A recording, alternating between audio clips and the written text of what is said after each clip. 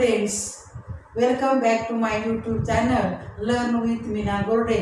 तर आजपासून क्लास 9 सायन्सचे चॅप्टर त्याची व्हिडिओ तयार करणार आहे. पहा, एकूण या सायन्स जो क्लास 9 आहे त्यामध्ये एकूण 18 चॅप्टर आहेत. पहा, आणि या 18 चॅप्टरपैकी त्यामध्ये 7 चॅप्टर हे बायोलॉजीचे आहेत. आणि मग ते 7ही चॅप्टर मी आपले व्हिडिओ तयार करून मी कव्हर करण्याचा प्रयत्न करणार आहे. आणि त्यामध्ये आजच्या व्हिडिओमध्ये आपला जो पहिला चॅप्टर आहे क्लासिफिकेशन ऑफ प्लॅंट्स तो आज घेणार आहे.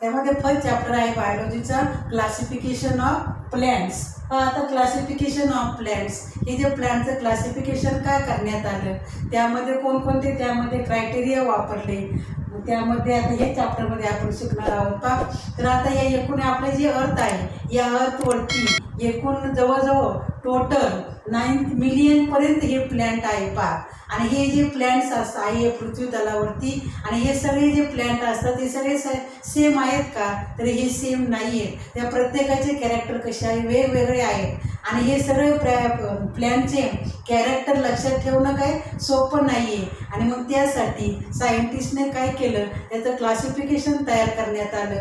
आणि मग क्लासिफिकेशन तयार करण्यात आलं, मग हे क्लासिफिकेशन कोणत्या बेसवरती तयार करण्यात आलं, मग त्यामध्ये त्यांनी काय केले, त्याचे ग्रुप पाडण्यात आले. पहा, मग त्यामध्ये जे सारखे गुणधर्म असणारे सारखे गुणधर्म असणारे जे प्लॅंट आहेत त्यांचा एक ग्रुप केला. नंतर त्यामध्ये जे वेगळे गुणधर्म आहेत त्यांचा एक ग्रुप केला.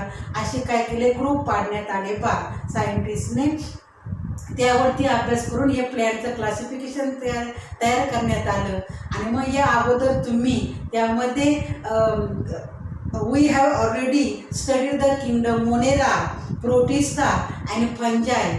मोनेरा, प्रोटिस्टा आणि फंजाय हे जे 3 किंगडम आहे, या 3 किंगडमचं तुम्ही अगोदरच्या येतेमध्ये स्टडी केलेला आहे. पहा, त्यामध्ये प्रोटिस्टा, मोनेरा आणि फंजाय. मग त्यामध्ये तर अशा प्रकारे हे 3 किंगडम आहे. एकूण 5 kingdom system of classification R.H. Whittaker यांनी ही 5 किंगडम सिस्टीम क्लासिफिकेशन तयार करताना त्यांनी हे 5 किंगडमचा वापर केला. त्यामध्ये 5 किंगडम त्यांनी घेतले. त्यामध्ये मोनेरा, प्रोटिस्टा, फंजाय, प्लॅंटी आणि ॲनिमेलिया हे R.H. विटकर यांनी आणि हे क्लासिफिकेशन तयार करताना हे 5 किंगडमचा वापर केला. आणि म्हणून त्यांचं नाव दिलं 5 किंगडम सिस्टीम ऑफ क्लासिफिकेशन. त्यांची जी क्लासिफिकेशन तयार करताना त्यांनी जी सिस्टीम वापरली त्या सिस्टीमचं नाव काय, 5 किंगडम सिस्टीम ऑफ क्लासिफिकेशन. आणि त्या क्लासिफिकेशनमध्ये 5 किंगडम आहे. पहा, त्यामध्ये मोनेरा, प्रोटिस्टा, फंजाय, नंतर प्लॅंटी आणि ॲनिमेलिया. अगोदरच्या सुरुवातीच्या काळामध्ये अगोदर 2च किंगडम होते, नंतर 3 किंगडम आले, आणि नंतर मग हे 5 किंगडम तयार करण्यात आले. मग त्यामध्ये R.H. विटकर यांनी 5 किंगडम सिस्टीम तयार केली.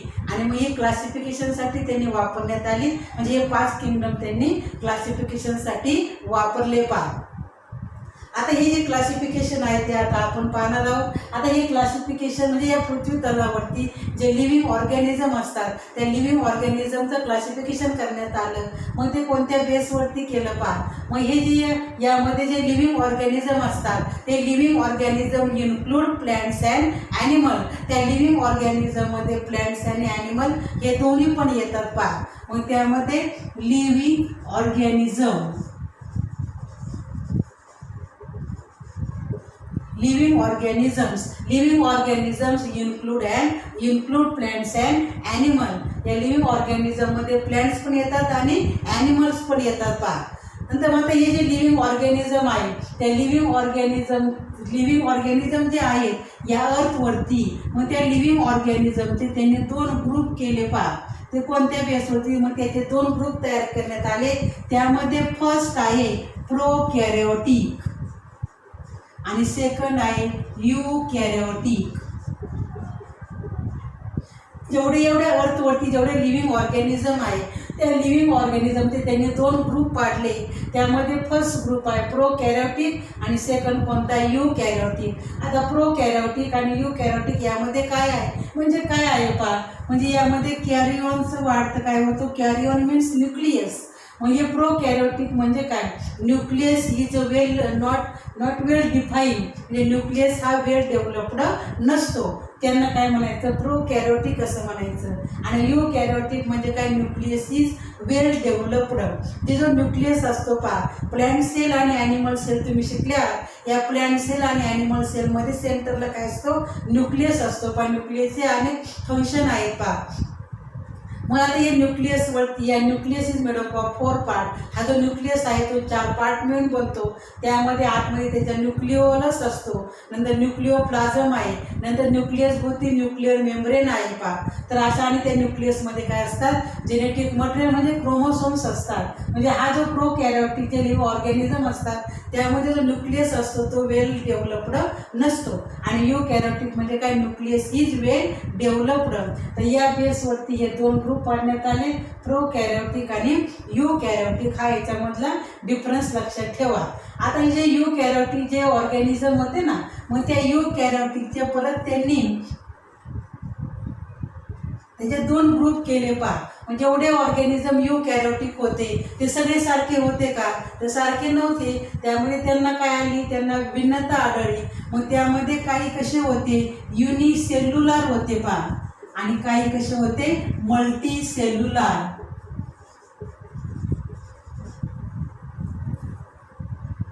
तर यामध्ये हे सांगायचं आलं, या प्रोकॅरियोटिक जो आहे ना लिव्हिंग ऑर्गॅनिझम त्यामध्ये काय येतो, जो किंगडम आहे ना मोनेरा हा किंगडम याच्यामध्ये येतो. मग त्यामध्ये मोनेरामध्ये जेवढे इन्क्लुडेड जे ऑर्गॅनिझम असतात ते कसे असते सगळे प्रोकॅरियोटिक असतात पहा. म्हणजे त्यामध्ये न्यूक्लियस हा वेल डेव्हलप्ड नसतो. आता हे जो यूकॅरियोटिक जे ऑर्गॅनिझम होते दॅट इज तिथे परत 2 ग्रुप त्यांनी पाडले. त्यामध्ये युनिसेल्युलर आणि multi cellular. Uni means only one आणि मल्टी म्हणजे काय मेनी. म्हणजे युनिसेल्युलर म्हणजे काय, it is made up of only one cell, it is called as unicellular. आणि मल्टी सेल्युलर म्हणजे it is made up of many cell. जे एका सेलपासून बनतात त्यांना काय म्हणायचं युनिसेल्युलर असं म्हणतात. जे अनेक सेलपासून बनतात त्यांना काय म्हणायचं मल्टी सेल्युलर असं म्हणतात पहा.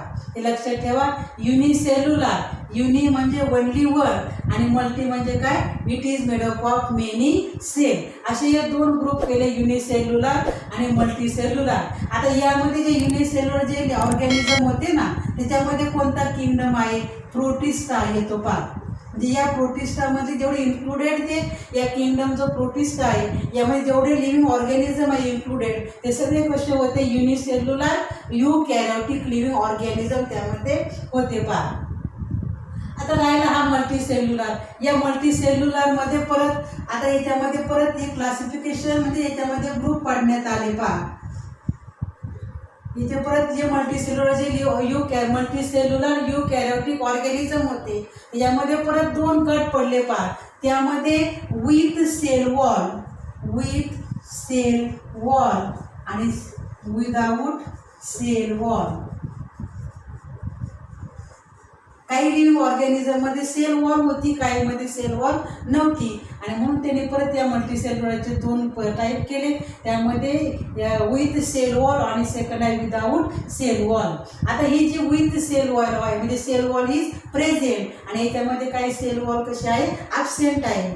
मग आता विथ सेल वॉल म्हणजे सेल वॉल असणारे ज्यामध्ये जे ऑर्गॅनिझम मध्ये सेल वॉल प्रेझेंट आहे ना मग त्यामध्ये परत त्याने 2 टाईप केले. त्यामध्ये फर्स्ट आहे ॲटोट्रॉप्स आणि सेकंड आहे हेट्रोट्रॉप्स. सेल वॉल असणारे त्यामध्ये 2 टाईप केले. त्यामध्ये फर्स्ट आहे ॲटोट्रॉप्स आणि सेकंड आहे हेट्रोट्रॉप्स. ॲटोट्रॉप्स म्हणजे काय, ॲटो म्हणजे काय सेल, ॲटो म्हणजे काय सेल, स्वतःचे अन्न स्वतः तयार करणारे त्याला काय म्हणायचे ॲटोट्रॉप्स असं म्हणतात. हेट्रोट्रॉप्स म्हणजे काय दुसऱ्यावरती अवलंबून असणारे त्याला काय म्हणायचं हेट्रोट्रॉप्स. जे स्वतःचे अन्न स्वतः तयार करू शकत नाही त्यांना काय म्हणायचं हेट्रोट्रॉप्स असं म्हणतात पहा. म्हणजे हे ॲटोट्रॉप्स आणि हेट्रोट्रॉप्स. मग आता हे ॲटोट्रॉप्स म्हणजे कोणता किंगडम येत असेल त्यामध्ये काय येतो किंगडम प्लॅन्टी. त्यामध्ये कोणता किंगडम येतो? प्लॅन्टी. आणि हेट्रोट्रॉप्समध्ये कोणता येतो?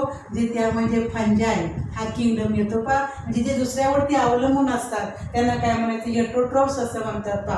ते स्वतःचे अन्न स्वतः तयार करू शकत नाही. आता या पुढचा आहे विदाऊट सेल वॉल. या विदाऊट सेल वॉलमध्ये काय आहे? याच्यामध्ये कोणता किंगडम येतो? Kingdom animalia. तर अशा प्रकारे हे 5 kingdom, that is a 5 kingdom system of classification. त्यामध्ये R.H. Whittaker, R.H. Robert Whittaker हे सायंटिस्ट होते. त्यांनी हे क्लासिफिकेशन तयार केलं आणि त्याला नाव दिलं 5 किंगडम सिस्टीम ऑफ क्लासिफिकेशन. असे हे 5 किंगडम आहे. पाहिजे त्यामध्ये फर्स्ट किंगडम आहे मोनेरा, सेकंड आहे प्रोटिस्टा, नंतर आहे प्लॅन्टी, नंतर फोर्थ आहे फंजाय आणि फिफ्थ आहे ॲनिमॅलिया. तर अशा प्रकारे त्यांनी क्लासिफिकेशन तयार करताना हे on the basis of the 5 kingdom आणि या म्हणून त्याला नाव दिलं 5 किंगडम सिस्टीम ऑफ क्लासिफिकेशन. तर अशा प्रकारे हे क्लासिफिकेशन पा. लिव्हिंग ऑर्गॅनिझम, जेवढे या पृथ्वी तलावरती जेवढे लिव्हिंग ऑर्गॅनिझम येतात त्यांचे 2 ग्रुप केले. त्यामध्ये फर्स्ट आहे प्रोकॅरियोटिक आणि सेकंड कोणता आहे? युकॅरियोटिक. प्रोकॅरियोटिक म्हणजे काय? Nucleus is not well developed. Eukaryotic म्हणजे काय? Nucleus is well developed. मग या प्रोकॅरियोटिकमध्ये कोणता किंगडम येतो? मोनेरा. म्हणजे या मोनेरा हा जो किंगडम आहे यामध्ये जेवढे ऑर्गॅनिझम आहे इन्क्लूडेड केलेले आहे ते सगळे कसे आहे? प्रोकॅरियोटिक असतात. नंतर युकॅरियोटिकमध्ये परत त्याचे 2 टाईप आहे, युनिसेल्युलर, मल्टीसेल्युलर. काही जे लिव्हिंग ऑर्गॅनिझम आहेत एका सेलपासून बनतात, काही अनेक स्पेशलपासून बनतात. मग युनिसेल्युलर युकॅरियोटिक जे ऑर्गॅनिझम होते त्यामध्ये कोणता किंगडम आहे? प्रोटिस्टा आहे. म्हणजे किंगडम जो प्रोटिस्टा आहे त्यामध्ये जेवढे लिव्हिंग ऑर्गॅनिझम इन्क्लुडेड आहे ते कसे आहे? युनिसेल्युलर युकॅरियोटिक असतात. नंतर मल्टीसेल्युलरमध्ये परत 2 ग्रुप केले. त्यामध्ये काहीमध्ये सेल वॉल प्रेझेंट आहे, काहीमध्ये सेल वॉल ॲब्सेंट आहे.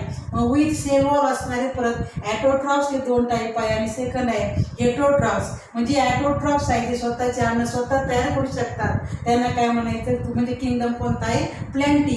आणि हा जो किंगडम प्लॅन्टी आहे त्यामध्ये सगळे काय येतात? प्लॅन्ट्स येतात. आणि हेटरोट्रॉप्स काय आहे? त्यामध्ये स्वतःचे अन्न स्वतः तयार करू शकत नाही. ते त्यामध्ये कोणता किंगडम येतो? फंजाय येतो. आणि विदाऊट सेल वॉलमध्ये सेल वॉल ॲब्सेंट असते. पण ॲनिमल सेलमध्ये तुम्हाला माहिती असेल, तुम्ही शिकला असताल ॲनिमल सेल आणि प्लॅन्ट सेलमध्ये कोणता डिफरन्स आहे. प्लॅन्ट सेलमध्ये काय सेल वॉल असते आणि ॲनिमल सेलमध्ये सेल वॉल कशी असते? ॲब्सेंट आहे. हा मेन डिफरन्स आहे. विदाऊट सेल वॉलमध्ये कोणता किंगडम येतो? Kingdom animalia. तर अशा प्रकारे 5 kingdom system of classification R.H. Whittaker यांनी for the study of living organism, जे लिव्हिंग ऑर्गॅनिझम आहे त्या लिव्हिंग ऑर्गॅनिझमचा स्टडी करताना त्यांनी 5 किंगडमचा वापर केला म्हणून त्याला नाव दिलं 5 किंगडम सिस्टीम ऑफ क्लासिफिकेशन. तर आता आय होप हे समजलं असेल तुम्हाला हे क्लासिफिकेशन. तर पाहता याच्यामध्ये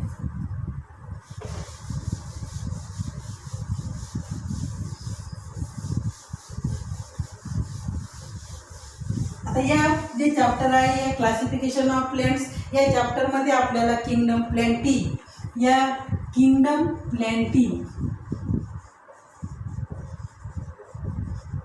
या चॅप्टरमध्ये आपल्याला हा जो किंगडम प्लॅन्टी आहे याचा आपल्याला स्टडी करायचा आहे. या किंगडम प्लॅन्टीचे कॅरेक्टर कोणकोणते आहे, त्याचे एक्झाम्पल कोणकोणते. या किंगडम जो प्लॅन्टी आहे त्याचे 2 सब किंगडम आहे, जिम्नोस्पर्म आहे आणि अँजिओस्पर्म्स आहेत. पहा त्याचे परत आपल्याला त्याचे ग्रुप्स पाहिजे आहेत, त्याचे विथ एक्झाम्पल त्याचे कॅरेक्टर्स कोणकोणते आहेत त्याचा आपल्या या चॅप्टरमध्ये स्टडी करायचा आहे. पहा नंतर किंगडम प्लॅन्टी आता त्यांनी सांगितले पाहिजे किंगडम प्लॅन्टीमध्ये सुरुवातीला त्यामध्ये ॲनिमल सेल आणि प्लॅन्ट सेलमध्ये कोणता डिफरन्स आहे. आता मी एक मेन डिफरन्स सांगितलं. ॲनिमल सेलमध्ये सेल वॉल ॲब्सेंट आहे आणि प्लॅन्ट सेलमध्ये सेल वॉल प्रेझेंट आहे. हा मेन डिफरन्स लक्षात ठेवा. त्यामध्ये कोणकोणते सेल ऑर्गनेल्स असतात, कोणते सेल ऑर्गनेल्स नसतात. त्यामध्ये plastids are present in plant cell आणि इकडे ॲनिमल सेलमध्ये काय नसतात. नंतर आता याच्यामध्ये जो किंगडम प्लॅन्टी आहे या किंगडम प्लॅन्टीमध्ये जे प्लॅन्ट्स येतात ते प्लॅन्ट्स कसे आहेत त्यामध्ये the group of autotrophic living organism. यामध्ये सगळे लिव्हिंग ऑर्गॅनिझम म्हणजे जे प्लॅन्ट येतात ते सगळे प्लॅन्ट्स कसे आहे ॲटोट्रॉपिक आहे.